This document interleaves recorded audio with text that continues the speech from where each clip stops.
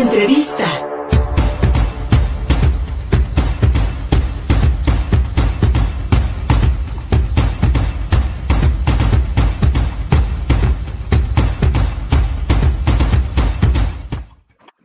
Con gran alegría saludamos a mi querida amiga, la doctora Beatriz Martínez Carreño, en el espacio del Observatorio Metropolitano de Puebla. Mi querida Betty, qué gustazo verte. Un abrazo, amiga.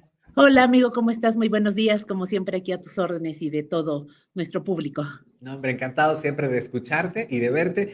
Y mi querida Beatriz, para que hablemos hoy de cómo el materialismo, el idealismo y el positivismo se hacen presente en nuestros días. Sin duda alguna, nos vamos a pegar o a cobijar en alguna posición ideológica, especialmente cuando estamos discutiendo el futuro, el presente de nuestro país. Mi querida Beatriz.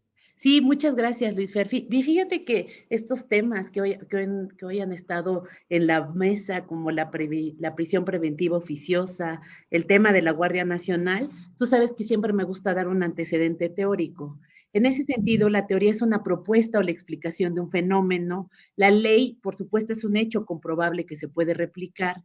El derecho, y tú lo mencionabas hace un momento, es el conjunto de normas que regulan una conducta. Y por supuesto, este tema de la jurisprudencia, que es el estudio y la ciencia del derecho. Esto, justo en tu intervención previa hablabas de la justicia. Y fíjate que en ese sentido, desde el ámbito normativo, la teoría pura del derecho, cuando habla del positivismo, nos dice que es aquel que se elabora por medio de un procedimiento constitucional. Por eso lo quise traer a la mesa en términos normativos para que pudiéramos entender lo que se está discutiendo. Villorio, que también es un teórico del idealismo, dice que esto parte de la parte subjetiva de la naturaleza y tiene que ver con una vivencia, una experiencia y el ingrediente de la justicia, pero a partir de la voluntad de Dios. Y por último, bueno, el tema del materialismo, que implica su reconocimiento en dos sentidos, Lucifer. Uno es deóntico, que tiene que ver con el deber ser. Prácticamente todos quisiéramos vivir sobre esa ideología, y también la parte ontológica, que es con el ser. En ese sentido, cuando hablamos de justicia, Luis Fer, pues yo creo que nos tendríamos que ir a dos ámbitos, y te voy a poner dos cosas abstractas o dos cuestiones que no vemos y no sentimos, que es Dios y el Estado. Ujú. Porque Dios y el Estado regulan el comportamiento y Dios se encuentra en la Biblia y por supuesto el Estado se encuentra en la Constitución. Estos dos, insisto, regulan el comportamiento, es decir, las penas, pero en realidad son ficciones, es decir, no los vemos materializados en la realidad o no están en la naturaleza.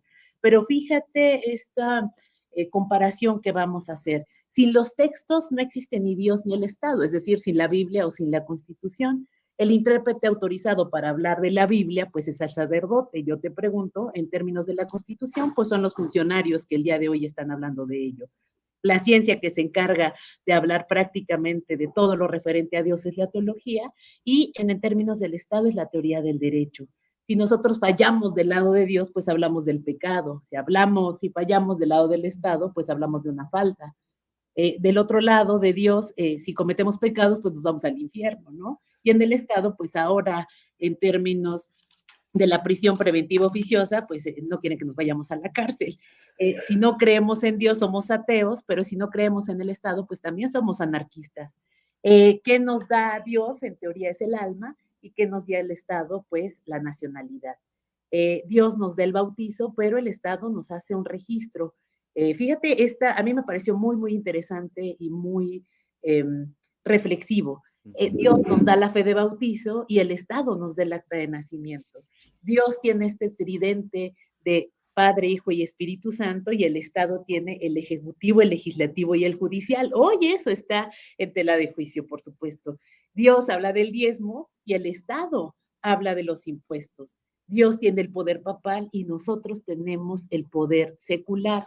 Te lo digo porque esas son las bases de cómo se están tomando Sí. decisiones el día de hoy, y por qué me llama tanto la atención, independientemente de que siga en tela de juicio la prisión preventiva oficiosa, porque tiene que ver con esta no solo discusión, sino las decisiones que se están tomando. Y en términos de datos, Luis Fer, nada más muy rápido, fíjate, en el 2016 había 95,000 personas con prevención preventiva oficiosa. Después, en el 2017, 78,000, en el 2018, 82,000, en el 2019, 75,000, en el 2020, 76,000 y en el 2021, 90,000. Para el 2022 hay 92,500 personas en presión preventiva oficiosa. Bajo esta dinámica del positivismo, del idealismo, del materialismo, pues ¿cuál es la lógica si 8 de cada 10 de las personas que no han recibido una... no han resuelto el caso o han dicho si son culpables o no, siguen en la cárcel? Entonces, es un tema que tiene que ver con la visión de los funcionarios y los ahora legisladores en términos de tomar también estas decisiones. Lo quería poner en torno a la reflexión porque hablamos de lo que está en este momento, pero requiere una reflexión, por supuesto, desde la filosofía del derecho, pero desde la postura en las que se está creando, o más bien se está aplicando el derecho. En realidad no se aplica la justicia, se aplica el derecho, Luis Fer. O sea, el Tribunal Federal de Justicia no es de justicia, es de derecho. ¿Por qué? Porque ya es un momento injusto. Entonces, creo que eso es lo que está sufriendo gran parte de la gente en el país y recordamos que siempre tenemos, por supuesto, la presunta inocencia y eso es importante recalcarlo, Luis Fer. Mi querida Beatriz Martínez, creo que está un poquito alto tu audio. Creo que está, si le puedes bajar tantito, muchas gracias. Pero, ¿sí me escuchas, amiga? Sí. Ah, perfecto. Betty, me pareció interesantísimo esto que nos planteas porque prácticamente el Estado se ha desarrollado a la par de la religión en la historia de la humanidad. Los ejemplos de las monarquías europeas son más que tácitos para entender cómo la religión fue imponiendo dentro también del Estado pues una serie de condicionantes. No solamente estamos gobernados desde el cielo por la Santísima Trinidad, sino también aquí en la tierra por una Santísima Trinidad entre el Ejecutivo, el Legislativo y el Judicial. Y me parecería, mi querida Beatriz, que estamos en tiempos en los que estos conceptos ideológicos, estos conceptos teóricos, se utilizan de manera desproporcionada, se utilizan, de manera incluso hasta arbitraria, oportunista, para confundir y establecer estos maniqueísmos entre el bueno, el malo, el pecador, el infractor, entre el que está con el movimiento, entre el que es traidor a la patria, ¿sabes? Dividiendo, porque a final de cuentas, bueno, ya lo decían los romanos, divide y vencerás. Pero en este sentido, mi querida amiga, y regresando, bajándonos un poco a lo terrenal, a la prisión preventiva oficiosa, tal parecería que esos maniqueísmos siguen imperando en el pensamiento de la política mexicana, de quienes toman las decisiones en este país, porque sí, efectivamente tenemos un problema de inseguridad pública, de criminalidad al alza, pero también tenemos un problema de injusticia, como bien decías, en las que muchísimas personas que se robaron un chicle en el Oxxo, están por prisión preventiva oficiosa y es prácticamente un castigo por haberte portado mal, mientras con otros que delinquen mucho más que tú, a grados superlativos, simple y sencillamente los mantenemos impunes. Es ahí, mi querida amiga, entre castigar al pecador, al infractor, al pobre, y pues como en la religión, si tú das tu diezmo, amiga mía, pues tienes las puertas del cielo abiertas, ¿no? Exactamente. Fíjate que se le llama el silogismo de Aristóteles. Fíjate, tiene una premisa mayor, el que mata va a la cárcel, ¿no? Una Sí, premisa menor, Juan mató.